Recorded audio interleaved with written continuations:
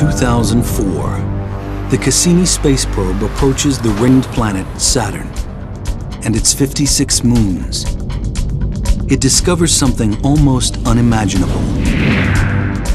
Conditions that might support life. And if those conditions could exist so close by, what might we find in the next galaxy? On a planet just like Earth.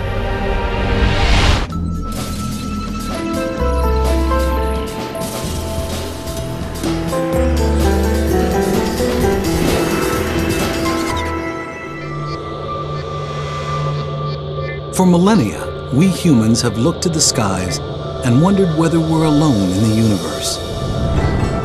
Today, we're closer than ever to knowing the answer. Some scientists believe we'll get our first look at our extraterrestrial cousins in the near future. I hope it's in the next 10 years, and I'm ready for it next week. So, the sooner the better. What's more, we could find these aliens not on distant planets in unexplored galaxies, but right next door in our own solar system. This is what scientists are now honing in on proof that ET is out there and living on the most hazardous of worlds. Our safari will journey to 7 destinations in our solar system to see just where these creatures could be and what they might look like.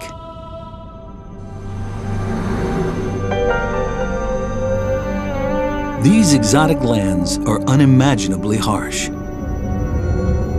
Life as we think of it would perish in an instant. But alien life may be far tougher than we expect, as we're learning from a surprising group of living things right here on Earth. Until just a few decades ago, we were sure our planet was unique. It is the only one we've found so far that has nurtured the evolution of millions of species. Thanks to its abundant sunshine, warm water, and protective atmosphere. We logically concluded that life needed each of those things. A conclusion that ruled out all other known worlds in our solar system.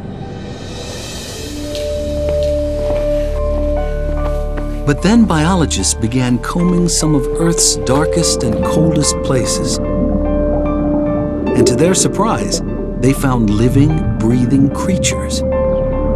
Biologists call these organisms extremophiles. Some don't need light or oxygen. Others survive in tremendous atmospheric pressure. It seems life can turn up practically anywhere. Take Antarctica. After years of searching this arid, frozen landscape, scientists doubted they'd find anything alive. But in 1999, a team of explorers unearthed a rock from 2 meters under the ice. What they found amazed them. When they cracked the rock open, they found it teeming with tiny creatures. Here, at temperatures of 56 degrees below 0 Celsius and 2 meters under solid ice, life had found a foothold.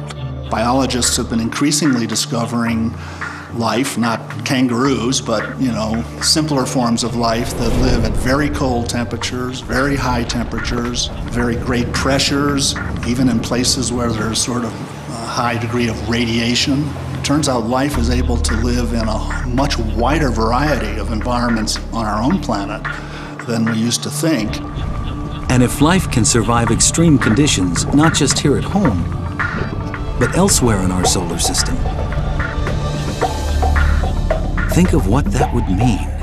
Unless there's something extraordinarily miraculous about our solar system or our planet, then life has got to be extremely commonplace. I mean, there's got to be large numbers of worlds with life, and some of them would have cooked up intelligent life.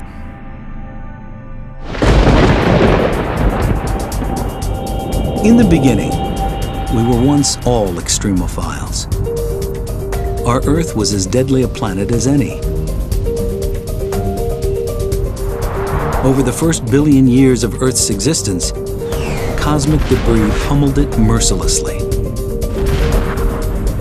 The impacts turned its surface into a broiling, seething inferno where life was impossible. But once the solar system settled down and the Earth began to cool, water appeared, setting the stage for life.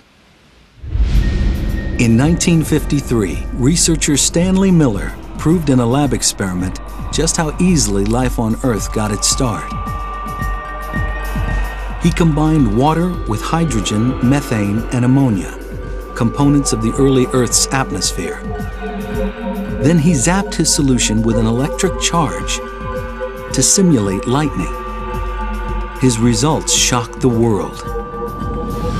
Miller had created organic molecules called amino acids, the protein building blocks of all living things. If lightning helped jumpstart life on Earth, could it have done the same on other planets?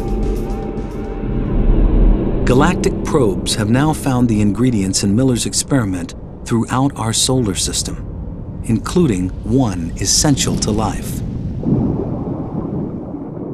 One of the requirements that every form of life that we know about on Earth has, every single one, is liquid water. We've used evidence for liquid water to kind of guide our search for habitable environments. Our safari is headed to 7 worlds, some possibly rich in water, where scientists believe aliens might be hiding. While any life there might have begun much like life on Earth, how it looks now is anyone's guess. We begin in the world that has always fired our imaginations. The planet right next door, Mars. Of all the planets where we've looked for life, it's the one we've studied most. We had an interesting drive yesterday. The rover planners went. The scientist who may get the first look at Martians, if they're found, is Steve Squires, principal investigator for NASA's Mars rovers. Mars has always had, among all the planets, I think, a special fascination for humans. For a very long time, we've known enough about Mars to know that it is probably the most Earth-like. It may be the most like Earth, with an atmosphere and seasons. But we humans would perish quickly on Mars. Its air is thin, 1% of that at sea level on Earth. And it sits in a bad neighborhood of our solar system, near an asteroid belt. Its atmosphere is too flimsy to protect it. Asteroids continually bombard its surface. Violent winds can whip Mars's sandy soil into storms that consume the entire planet for weeks and spawn tornadoes 8 kilometers high. Midday temperatures at the equator of 0 degrees Celsius fall to -70 at night. David Grinspoon is a curator of astrobiology at the Denver Museum of Nature and Science.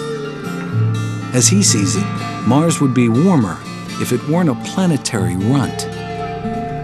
When I grab coffee on a cold morning, I know that a small espresso is going to cool off quickly, whereas a larger coffee is going to stay warm much longer. Large objects stay warm longer because their interiors are shielded from the outside where the cooling occurs. And planets are exactly the same way. A small planet will cool off early in its history. A larger planet like Earth will stay warm for billions of years, which makes it a better place probably to look for life. Despite Mars's drawbacks, it has always fascinated scientists because its terrain seemed to give evidence that it might support life. Its dynamic landscape of mountains, volcanoes, and deep ravines is not unlike our Earth. To early astronomers, these features looked like oceans and rivers, and even a system of canals, supposedly not just supporting life, but actually produced by it. Percival Lowell in the United States observed these things and inferred that, in fact, these things were so straight and so regular in geometry that they had to have been the product of intelligent life. Okay? Well, he was right. The problem was the life was at the wrong end of the telescope. In viewing this thing visually through a telescope eyepiece, the human eye-brain combination started to connect things that weren't really there. Lowell was not alone. Some scientists were shocked when the probe Viking 1 beamed back this image. Is that a human face? Perhaps produced by Martians in their own likeness? Until recently, we've never really known where to look in our solar system for extraterrestrial life. But we've always known what the aliens would be like once we found them. Consciousness. I was on a table.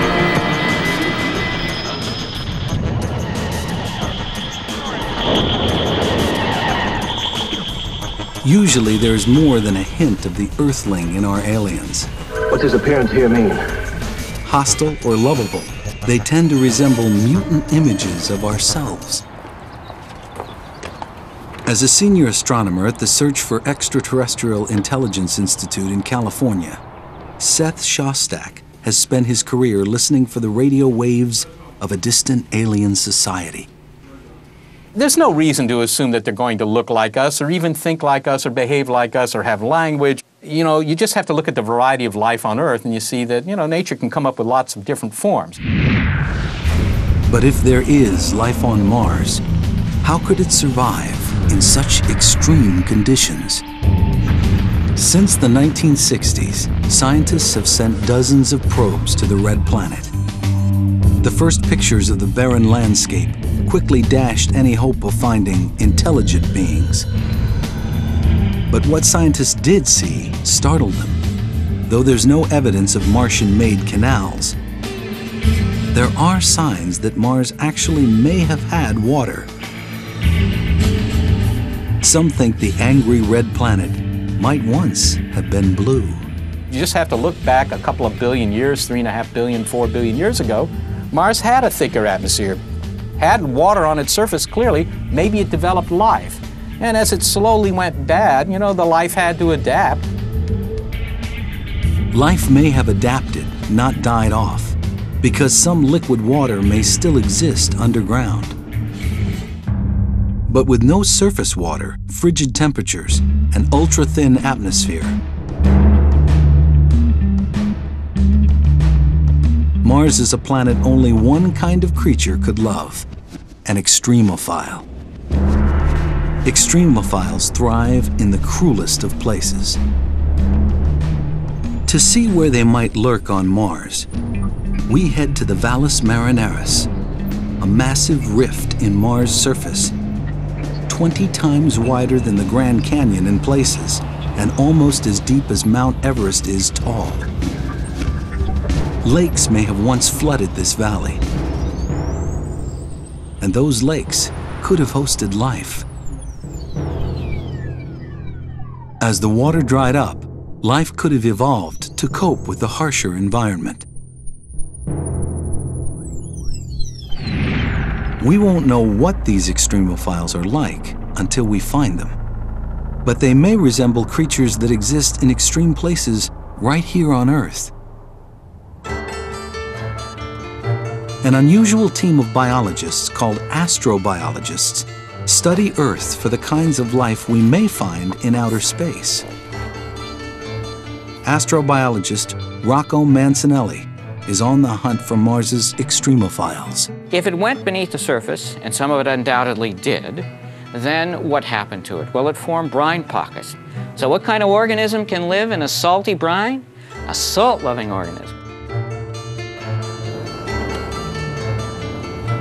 Astrobiologist Chris McKay thinks he knows the kind of salt-loving creatures that might survive on Mars. Creatures much like those he's found in one of the driest, saltiest places on Earth.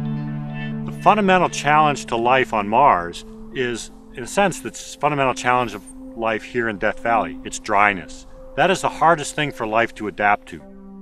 Thousands of years ago, a salty lake covered Death Valley, just as lakes filled Mars's Mariner Trench. closer. This is still wet, a little wet. This appears like a lifeless place, a big, flat, white, empty horizon. But yet, just below the surface, we find layers of algae and bacteria growing. They're living in an environment that in many ways is fundamentally different from the environment that we sense on the surface. Here you're in a place which looks lifeless, looks dead, and yet you dig down and hidden underneath, there it is. Beneath the salt is a layer of hardy green algae that survive on the water and light that trickle through. The algae, in turn, feeds salt-loving microorganisms. This kind of structure that we see here in deserts on Earth, dried, salty lake beds, we're going to find them on Mars as well. Salty deserts are not the only places life might be hiding on the red planet. There are Mars's tremendous volcanoes, some of them 5 to 6 times larger than those on Earth. Astrobiologist Penny Boston studies the caves, called lava tubes, left over after volcanic lava has dissipated. Not long ago, we assumed caves like these were devoid of life. They get no sunlight, and no sunlight means no photosynthesis. But in lava tubes outside Albuquerque, New Mexico, Boston has found evidence of extreme life. Because we know Mars has many, many lava tubes. And so here we have the opportunity to see how these formed and also to look at the life that inhabits them.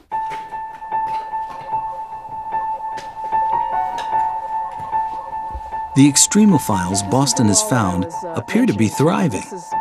They get their energy by feeding on the minerals in the cave wall.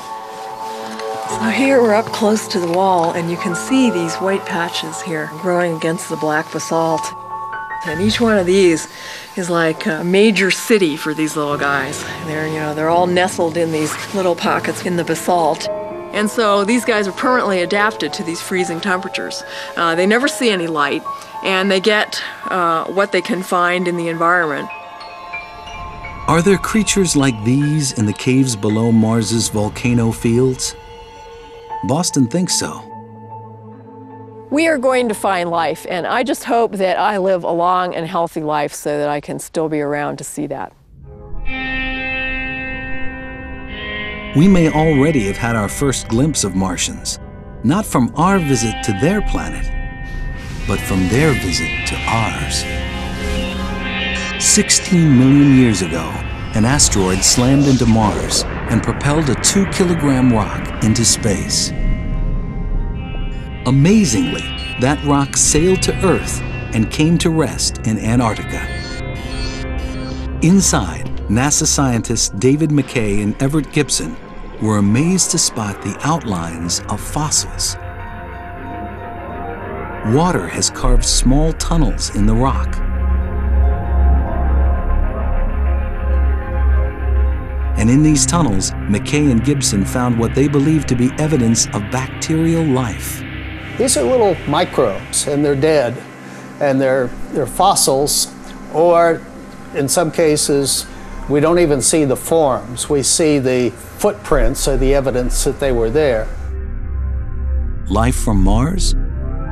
Maybe. The hunt is only just beginning. NASA plans to send a rover called Phoenix to Mars. It will study the planet's ice cap and probe 1 meter beneath the surface. NASA even has a plan to send human visitors. They may not meet the little green men of our imaginations, but they could encounter life in some form. What will it look like? It is likely a subterranean dweller, with an ability to survive on little water. Perhaps an organism with a taste for minerals, like the creatures in the lava tubes of New Mexico. Even the smallest find would have enormous implications. Proof that life is not unique to Earth, but exists just next door.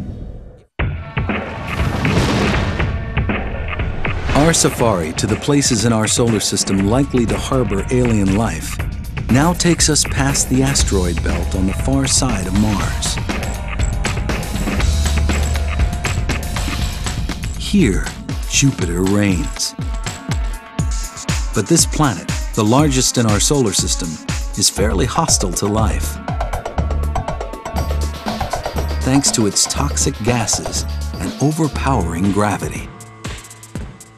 Not only is it pretty cold out at Jupiter, it's also, it's got this really thick atmosphere, tens of thousands of miles thick, and it's got ammonia and methane and, things used to clean the bathroom. But Jupiter has more than 60 moons that we know about. At first glance, those moons would seem unlikely places to seek alien life. Their atmospheres are thin, and they are inhumanly cold. The temperature on Callisto is a balmy minus 250 degrees Celsius. The scientific probes Voyager and Galileo have detected little on the surface of these moons but ice, with one dramatic exception. Io is one of the closest moons to Jupiter. When NASA sent Voyager 1 to Io in 1979, astronomers were astonished to find its surface roiling with giant volcanoes.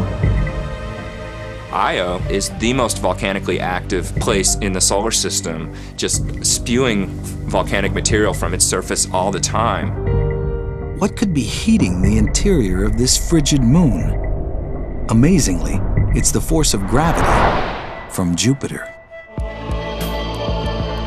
The giant planet exerts an enormous gravitational pull on its moons. The closer the moon, the stronger the force. So strong, it can actually stretch their crusts. But some of these moons have elliptical orbits, so as they near Jupiter, the crust stretches toward it. When they move further away, the crust relaxes back toward spherical. This constant tidal movement creates friction deep inside, and that friction generates heat. It's like rubbing two sticks together to start a fire. The pull of Jupiter is heating Io from the inside out. Volcanic fumes and lack of water make Io inhospitable to life.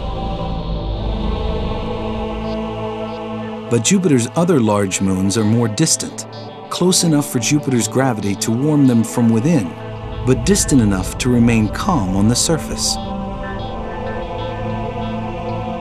3 of them look particularly promising as possible homes for alien life. The one farthest from the giant planet, Callisto. On its surface, Callisto looks like our moon, scarred and cratered by countless hits from asteroids. These impacts may have melted the surface ice for brief periods, allowing life to take hold. But in 1998, the Galileo spacecraft detected a much more promising incubator deep beneath Callisto's surface. Radioactive rocks and tremendous pressure in its core generate heat inside Callisto. The heat may be melting its icy crust from below, creating a hidden ocean. And hidden oceans could mean hidden life. As we fly closer to Jupiter, we find its largest moon, Ganymede. Ganymede is also deeply scarred. Ridges rise above its surface, like the tread on a tire.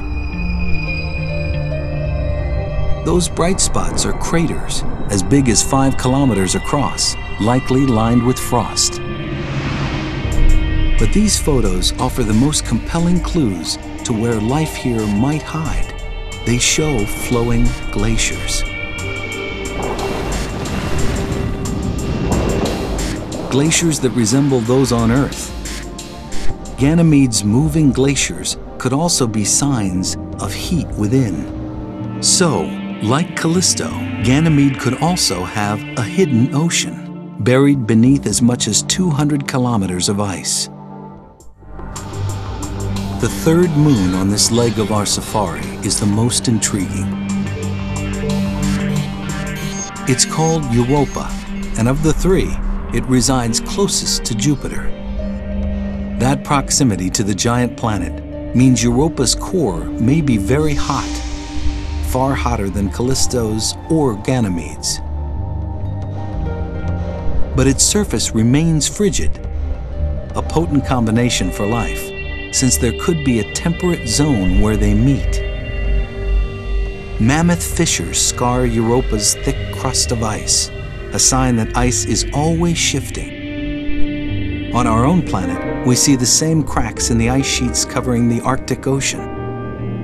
Europa's crust may be riding the largest ocean in the solar system. An ocean twice as large as all of Earth's put together. Now those oceans, if they're there, and the chances are pretty good that at least some of them are, they've been sitting around for a long time, 4 billion years, a little longer, right? In 4 billion years, an ocean of water, do you think anything might have cooked up there? Well, it certainly seems plausible. The environment in Europa's ocean is more or less as nice as the environment in our own ocean, as a place for living things to exist. Heck, things from planet Earth could probably live in the European Ocean. But Europa's oceans would be very cold, even slushy. And sunlight never penetrates them, thanks to an icy cover that may be 15 kilometers thick. We might never have thought life could exist here if not for a revolutionary discovery off the coast of Ecuador. Kilometers deep in the Pacific, biologists have found flourishing communities of tube worms, crabs, and even squid. These creatures are thriving despite complete darkness, extreme cold, and the pressure of the deep ocean. They feed on bacteria that take their energy not from the sun, but from chemicals erupting from the sea floor. We might find very similar volcanic vents on Europa, supporting their own web of life. To find out, NASA scientists would like to put a lander on the European surface. Some would like to send a cryobot, a robot that would melt the ice and release a probe into the liquid below. That's not so hard to do. You just have to melt your way through. But you're going to have to melt your way through not a couple hundred feet, but maybe a dozen miles of ice. And send down a fishing line with maybe a video camera and a light bulb on it and look around.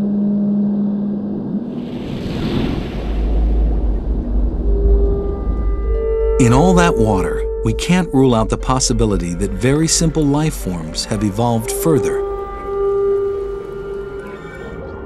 We might even find creatures as advanced as some here at home. Most likely, however, we would find microbes. But even that would be a sea change in how we view the birth and growth of life. Europa was warm, but what if the place is one of the coldest known? Or if its lakes flow with toxic chemicals instead of water? These are the worlds we find as our safari continues even deeper into space. As our safari in search of alien life sweeps by the ringed planet, Saturn, we can see the violently swirling gases that choke its atmosphere. We can also feel Saturn's gravity, weaker than Jupiter's, but still formidable. We'll keep moving. We're not likely to find living things here. Saturn's rings are also extremely inhospitable. They're made of rock and ice, as small as a grain of sugar or as big as a house. But Saturn has many moons, 56 that we've spotted so far. Our safari heads first to one of those moons, a tiny frigid satellite called Enceladus, just 500 kilometers in diameter. Here, gravity is very weak, a fraction of that on Earth. And Enceladus has hardly any atmosphere. It reflects back into space almost all the sunlight that hits it, making it the shiniest object in our solar system. Until very recently, we also thought Enceladus was too cold to support life. It appears we were wrong. In 2005, after a 7-year journey, the Cassini spacecraft approached the tiny moon and detected something that stunned the mission's principal investigator, Carolyn Porco. So this was the picture that just, grabbed us. Just was shocking. Those are plumes made of water from a geyser. The geyser's steam and hot water hit the cold vacuum of space and explode into a jet of ice. With little gravity to rein it in, the ice cloud can grow as big as Enceladus itself. Porco has never seen anything like it anywhere else. It's like a planetary explorer's dream to come upon a body like Enceladus. Those jets, those fountains, if you will, just spewing vapor and icy snow hundreds of kilometers above the south pole of Enceladus. There's only one conclusion. Tiny, frigid Enceladus is piping hot within. Like Jupiter, Saturn's giant gravitational field tugs on its satellites, creating friction and heat within. As far as we can tell now, it seems like an inescapable conclusion that there may be liquid water deeper down on Enceladus because it's warm. And the best models we can put forth right now to even explain the warmth, much less the jets, seem to indicate that you would get temperatures warm enough to melt water. Heat, liquid water. Even the furthest reaches of our solar system may contain the chemistry for life. What kind of creature could live in the steamy waters of a geyser? Thanks to hot springs back on Earth, we have some idea. At one point, we assumed nothing lived in the steam-driven fountains of Yellowstone National Park. But then biologists discovered microbes in these waters. Microbes that feed on chemicals dissolved in the water. Today, we call them thermophiles. The hardiest can thrive in boiling water. Could there be thermophiles on Enceladus? To find out, our safari takes us in for a close-up of this extraterrestrial old faithful. It's too cold for anything to live near the surface. Temperatures there are -200 degrees Celsius. But what about the hot water inside? In the ice plume above Enceladus, Cassini's probes have found carbon dioxide and methane, chemicals that could feed life below, just as the chemical-laden springs of Yellowstone feed microbes living there. We have a body that very, very likely has liquid water in its interior, has shown us already it's got simple organic compounds and a whole host of things that make it, I think, a major body of astrobiological interest in our solar system. If Enceladus has been a shock, astronomers have been astounded by another of Saturn's moons, Titan.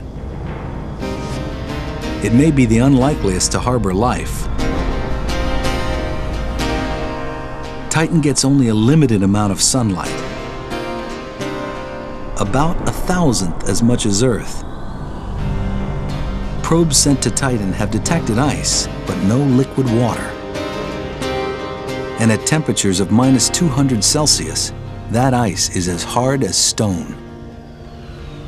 What could possibly make Titan a promising environment for alien life? Remarkably, Titan in many ways resembles the Earth, but not the one we know now.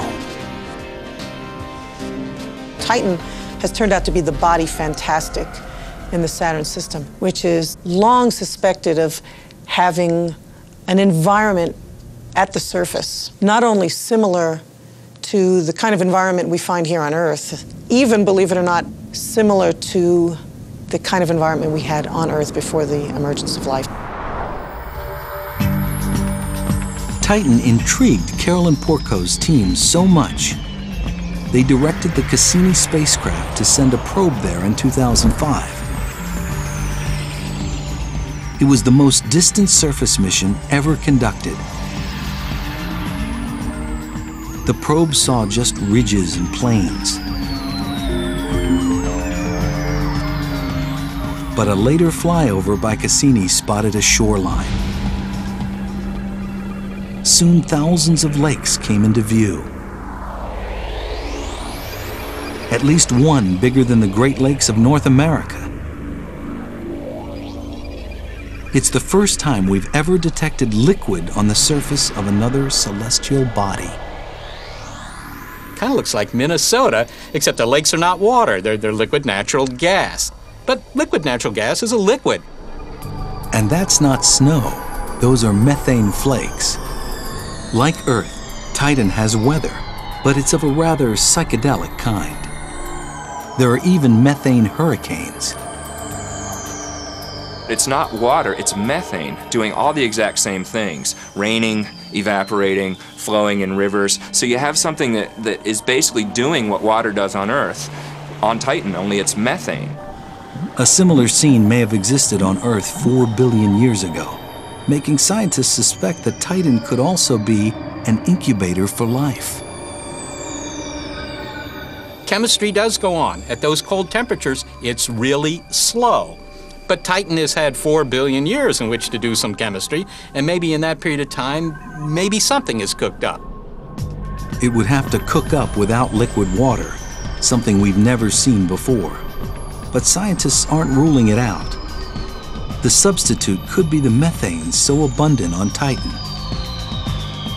Used for fuel on Earth, methane was long thought poisonous to all life. But in 1997, researchers examined mounds of methane ice in the Gulf of Mexico. And they were astonished to find colonies of 2.5 centimeter long centipede-like worms thriving amid the frozen substance. They think the worms may eat bacteria that feed on the methane. In general, things that we think of as deadly, many of them are potentially lively. If you can figure out an evolutionary way to tap into that energy rather than having it destroy you, then it can be bountiful. There could be one more complication for life on the surface of Titan. With only a weak magnetic field to shield it, living things on the surface could be exposed to cosmic radiation. But that might not be a problem for an extremophile, as we've found here on Earth. Biologists have uncovered plenty of life near Chernobyl's contaminated nuclear reactor, and even swimming in toxic radioactive spills, actually feeding off the decaying molecules. It's possible Titan's life forms could do the same. To find life on Titan, we may have to dive into its methane lakes, where we might find chemical-loving bacteria. We may even find microbes resistant to radiation, not unlike those here on Earth at Chernobyl, living on its rock-hard ice sheets. Organisms that eat methane might give off heat, melting the ice, possibly creating another fountain for life. There's no doubt life on Titan would be a strange brew, but we have yet to visit the most bizarre world where scientists believe life could exist, and it's much closer to home. Our safari of the world's most likely to harbor alien life has taken us far. We've visited frigid deserts, submerged oceans, and methane lakes. But the world we're about to visit may be the most extreme of all. For our final stop, we are swinging back toward Earth, to Venus, our closest planetary neighbor in the solar system. If life can survive here, it seems it could exist almost everywhere. To reach the surface of Venus, we have to fly through a dense layer of yellow clouds, 65 kilometers deep, with a composition similar to battery acid. The atmosphere here is 90 times heavier than Earth's, too heavy for a human to tolerate. On the ground, there are extinct volcanoes and lava flows as far as the eye can see. They cover 85% of the planet's surface. It's hard to believe Venus once had vast oceans. You basically had a runaway greenhouse effect where as it starts to get warmer, the oceans start to evaporate, and then that puts water vapor in the air. Well, water vapor is a potent greenhouse gas, so that's what leads to the runaway. The oceans basically boil off, and then the CO2 all ends up in the atmosphere, and so today you have this very hot, hyper greenhouse planet. With temperatures around 460 degrees Celsius, Venus is even hotter than Mercury, the planet closest to the Sun. Not a surface hospitable to life. Life as we know it cannot exist on the surface of Venus because organic molecules would just be ripped to shreds by the hot gases. But we've stopped here not because of what's on the ground, but what's in the air. In 1982, the Soviet spacecraft Venera 14 visited Venus. In the clouds, 50 kilometers up, it detected temperatures much cooler than on the surface. What's more, it found the molecules so critical for life, H2O. So far, every bit of water we've found beyond Earth is frozen solid. Only in the clouds above Venus have we found it in vapor form, a possible incubator for life. But Venus's clouds are also filled with highly acidic sulfur. Once we thought nothing could live in sulfur. But scientists have analyzed some of the most acidic water on Earth, leaching from a California mine. Watch your head. In sulfuric acid strong enough to erode metal, eat through clothing, and dissolve human flesh, they found life. Acid-loving extremophiles. These organisms feed on sulfur compounds, like iron sulfide, eating the iron and emitting the highly acidic sulfur. Do extremophiles like these float above Venus? Astrobiologist David Grinspoon likes to think it's possible. Maybe in the clouds of Venus there are some sulfur-based organisms. Sulfur actually absorbs ultraviolet light in interesting ways, and I'm just imagining that there's maybe some kind of photochemical reaction going on where ultraviolet light is actually being used to convert chemicals into some higher energy state, which then is basically being eaten. What will these aliens be like if we do find them? They would have to tolerate high temperatures and enormous atmospheric pressure. They would also need to thrive in acid concentrations deadly to most life forms. Perhaps they might resemble a hardier version of the acid-resistant extremophiles in California's mine. We keep finding that life lives in places that we used to think were inhospitable. So whenever we say, oh, it's impossible, you couldn't have life in the clouds of Venus, I think we have to be very careful because they might just reflect our own ignorance or our limitations on our own imagination, and maybe not real limitations on the ultimate creativity of nature, which seems to find solutions to these problems. As our safari returns to the cool, blue, lush, and lively world of Earth, we can see why we so revere its life-sustaining gifts. But as we are learning, even the most extreme environments can harbor living things. Extremophiles may resemble the first version of life in our universe, and they could even be the most common. Could they have evolved further from these humble beginnings? Could intelligent life be out there as well? For more than 40 years, scientists at the SETI Institute in California have been searching the skies for answers to that question. Senior astronomer Seth Shostak believes he'll know the sound of alien life when he hears it. We have a couple of observing projects to try and find signals. The biggest one are our radio searches, and that's where we use big arrays of antennas, and we point these antennas at nearby star systems that we think, well, this is the kind of star that might have a planet that might be something like Earth. We point in those directions, hoping to pick up a signal that would tell us that somebody there is clever enough to build a radio transmitter. It's a safari that never leaves home. Astronomers have also recently captured enough light from planets in distant solar systems to deduce their chemical makeup. They have found elements that may help form RNA, one of the building blocks of life here on Earth. And 20 light years away, in the constellation Libra, a team of European astronomers has found a planet that could be warm enough to have liquid water on its surface, just like Earth. Meanwhile, headed to the farthest reaches of our galaxy are 4 spacecraft launched in the 1970s. Aboard 2 of them is a map of our solar system and the image of a man and a woman. 2 others carry a sample of uranium whose rate of decay would date the probe regardless of language. The 2 are also carrying what could be the most universal message of all, a recording that includes a composition by Bach.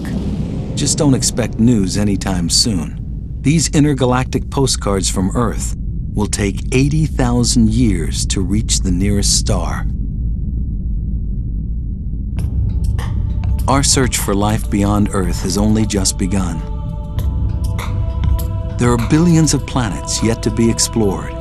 Every one of them holds the tantalizing possibility of life, even intelligent life.